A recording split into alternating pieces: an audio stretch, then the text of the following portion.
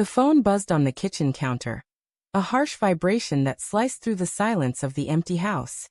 My heart lurched as I snatched it up, the screen's glow casting a sickly pallor over my knuckles. Don't worry, hon. Just staying out a bit with friends. Home late. Claire's text stared back at me. The words cold, casual, and utterly wrong. It was 1:17 a.m., and the house smelled of her lavender perfume, lingering like a ghost. My thumb hovered over the reply button, but my chest tightened, a primal instinct screaming that something wasn't right. The word friends felt like a blade, sharp and slippery, cutting through 5 years of marriage. I sank into a chair, the wood creaking under my weight, and stared at the message again. The kitchen was dim, lit only by the under-cabinet lights, their faint hum a mocking echo of my racing thoughts. Claire never stayed out this late. Not without a call, a laugh, a something to tether us. I scrolled up through our texts, her usual warmth, the heart emojis, the miss you notes from her work trips. But tonight, this sterile don't worry felt like a stranger's voice. My fingers trembled as I typed, "Who's with you?" I hit send, then deleted it, the unsent words burning in my throat. Doubt crept in, slimy and insidious, whispering that I was overreacting. But the silence of the house screamed louder.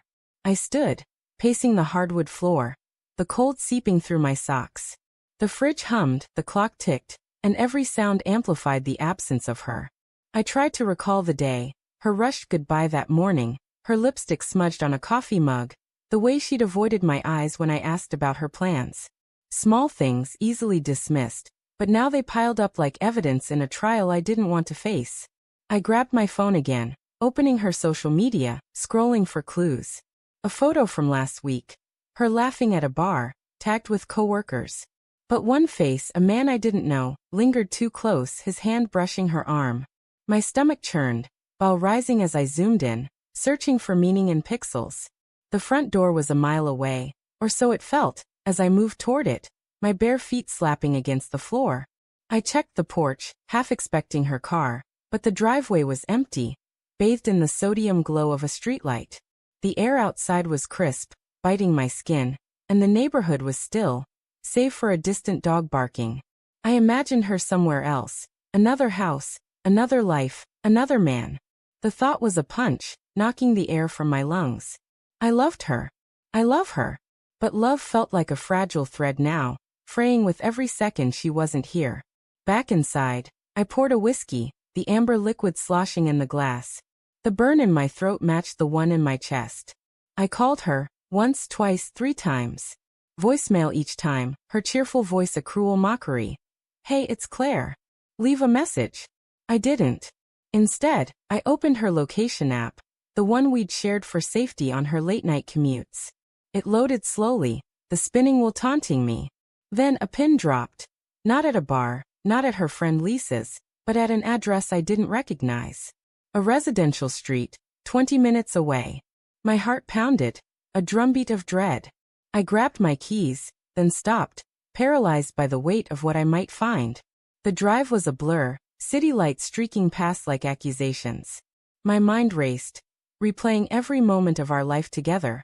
Our wedding on that windy cliff, her tears when I lost my job, the way she'd hum while cooking. Was it all a lie? Or was I the fool, building castles out of sand? The GPS led me to a quiet suburb. Houses dark except for one. Her car was there, parked sloppily in the driveway. My hands shook as I gripped the steering wheel, the leather creaking under my palms. A shadow moved in the window. 2 figures close, too close. My breath hitched, and for a moment I couldn't move. I parked a block away, my legs heavy as I approached the house. The air smelled of damp grass and betrayal. Peering through the window, I saw her, Claire, her hair loose, her laugh soft, her hand on his arm. He was the man from the photo, older, confident, leaning into her like he owned her. My vision blurred. Tears or rage, I couldn't tell. I wanted to scream, to break the glass, to demand answers. But I stood frozen, a voyeur to my own heartbreak. Inside, their voices carried faintly through an open window. "You don't have to worry about him," she said, her tone light, dismissive. "He trusts me." The words were a knife, twisting deep. I stumbled back, my shoe catching on a root, and fell to my knees in the damp grass. Trust. The word echoed, mocking me. I'd trusted her with everything. My fears, my dreams, my flaws. And now this. I drove home, the road a haze of pain and fury. Back in the kitchen, I scrawled a note, my hand shaking so badly the pen tore the paper. Hope that address was worth losing this one. I left it on the counter, next to her favorite mug, the one with the chipped handle she refused to throw out. I didn't pack a bag. I didn't cry. I just left, the door clicking shut behind me, a sound as final as a gunshot. Hours later, my phone lit up with her texts. Where are you? I'm home. Please let's talk. I didn't reply. I was in a motel, the kind with flickering neon signs and stained carpets, staring at the ceiling. My mind replayed her laugh, her touch, her lies. But another thought gnawed at me, quieter, more insidious. Had I pushed her away? My long hours, my silences, my failure to notice her fading smiles. Had I built this betrayal as much as she had? Guilt mingled with anger, a toxic brew that kept me awake. The next morning, I returned home. She was there, eyes red, clutching my note. It's not what you think, she said, her voice breaking. He's just a friend. I was upset, you've been so distant. Her words were desperate, but they rang hollow. I wanted to believe her, to cling to the love we'd had. But the image of her hand on his arm, her casual dismissal of me, burned too brightly. Tell me the truth, I said, my voice low, trembling. She looked away, and in that silence, I had my answer. The room spun, the air thick with the weight of shattered trust. I walked past her, grabbed the note, and crumpled it.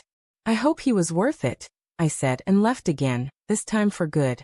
But as I drove away, a final twist gripped me. In my wallet was a receipt, dated last month, for a necklace I'd bought her, one she'd never worn.